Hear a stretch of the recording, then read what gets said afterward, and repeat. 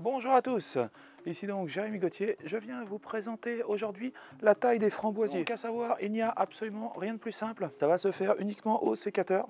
Voilà, avec ce petit outil, il faut les couper à ras. Au pire, vous allez laisser un bourgeon, deux bourgeons. Après, les tiges, vous pouvez les replanter si vous voulez, et ça reprend très bien. Vous pouvez les mettre à côté si vous voulez un peu dupliquer finalement votre espace de framboisier, ou alors vous pouvez les mettre ailleurs, voire même les vendre, les mettre dans des pots, les rempoter. Il faut savoir que les tiges comme ça de framboisier ont de grandes chances de vous refaire ensuite un framboisier, si vous les replantez. Donc bah voilà, écoutez, c'est très simple. On va les garder précieusement parce qu'après moi je vais les replanter. Vous voyez, les enfants adorent. Alors là, il faut savoir que ce sont des framboisiers sumo. Ça vous fait à peu près des framboises d'une taille d'une pièce de 2 €. Ils sont absolument énormes. Laissez à peu près 2 bourgeons et vous coupez. Voilà. Le mieux, si vous voulez avoir quand même de belles framboises, évitez d'avoir vos pieds finalement de framboises qui poussent les uns à côté des autres.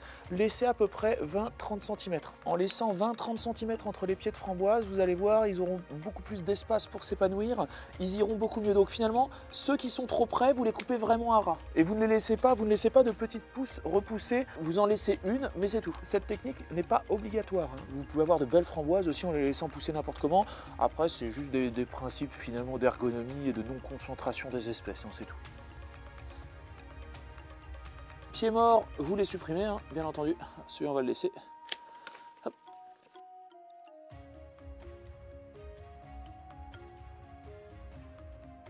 Voilà, les framboisiers sont coupés. On va en refaire d'autres. Une taille à ras, c'est fini. Je vais maintenant vous montrer un deuxième exemple beaucoup plus rapide pour tailler vos framboisiers si vous ne voulez pas vous prendre la tête. C'est parti. Ok. Donc pour ceux qui n'ont pas le temps de tailler au sécateur et tout ça, un taille-haie électrique, ça fait l'affaire. Alors évidemment les puristes vont vous dire mais non mais c'est quoi? Mais les framboisiers c'est très robuste, surtout que on va dire la partie la plus importante du framboisier, d'ailleurs comme beaucoup de plantes, mais se situe surtout en dessous la terre, au niveau racinaire. Donc vous pouvez tailler à fond la caisse et on va y aller donc. Et après on va faire les finitions évidemment au sécateur, mais là j'utilise un taille-haie Bosch, taille-haie électrique là à batterie. Ça dure longtemps, c'est bien, c'est efficace, ça taille bien. On fait comme ça et c'est parti.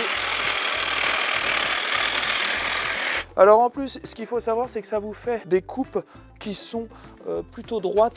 Allez, c'est parti. Si vous voulez acheter le produit, je vous mets le lien dans la description. Voilà, et ben donc vous voyez, technique quand vous n'avez pas le temps, ça vous permet de débroussailler direct les framboisiers.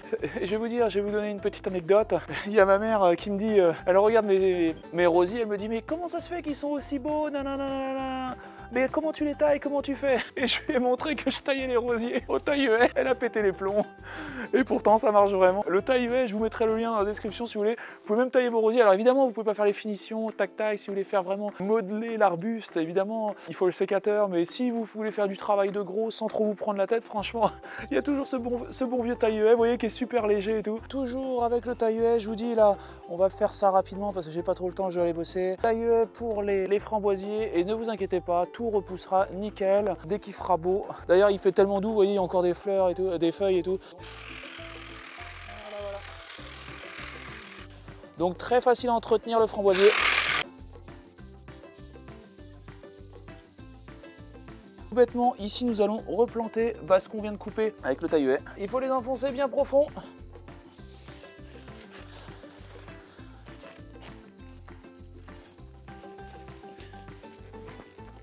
Plus c'est profond là, plus... Alors il faut que la tige soit quand même assez grande, mais plus c'est profond et plus il y aura de chances que ça prenne. Donc n'hésitez pas. Vous aussi, immortalisez les meilleurs moments de votre vie avec votre famille ou vos amis en Full HD sur YouTube avec le Canon Legria GX10. Je vous mets le lien dans la description si vous voulez acheter ce caméscope. Maintenant que tout ça c'est planté, vous voyez, on va couper, on va pas les laisser aussi longues, on va les couper, pas trop à ras par contre, histoire que quand même un petit peu de sève encore descende vers le bas et que ça favorise l'enracinement. On va le faire, on va couper un peu à la, vous voyez, on va laisser 5-6 bourgeons et hop, on va couper. Enfin les futures pousses. Laissez pas trop de feuilles, les feuilles consomment de l'énergie.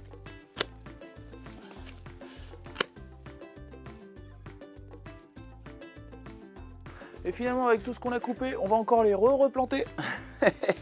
Ah oui, ça se duplique très facilement le framboisier, hein. C'est pour ça que ça vaut pas cher. Ok, donc là on va en replanter ici un petit peu.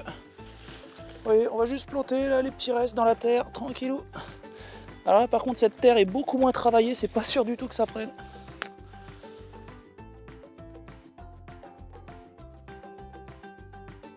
Après, il suffit que 1 ou 2 seulement prennent et ça. Et après ça va se propager partout.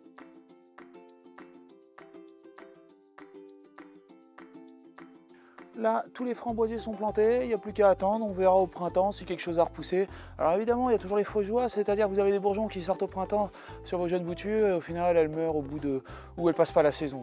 Il y en a beaucoup qui arrivent à éclore, hein, mais parce qu'elles sont en hivernage et dès qu'elles veulent s'ouvrir pour le printemps, il n'y a pas assez de racines ou alors les conditions de la vie sont pas propices et boum, ça meurt. Donc il faut savoir, c'est très fragile. Voilà les amis, et bah écoutez, je vous souhaite une excellente journée et j'hésiterai pas à vous refaire d'autres petites vidéos sur le jardinage et un petit peu la nature. Voilà, salut à tous! Un grand merci pour avoir visionné cette vidéo en entier. Si cette vidéo vous a plu, n'hésitez pas à vous inscrire sur ma chaîne et à liker cette vidéo. Un petit pouce bleu fait toujours plaisir et m'encourage dans mon travail. Je vous encourage aussi à laisser un commentaire si vous avez des remarques par rapport à la vidéo ou bien à la réalisation. Merci à tous et à bientôt.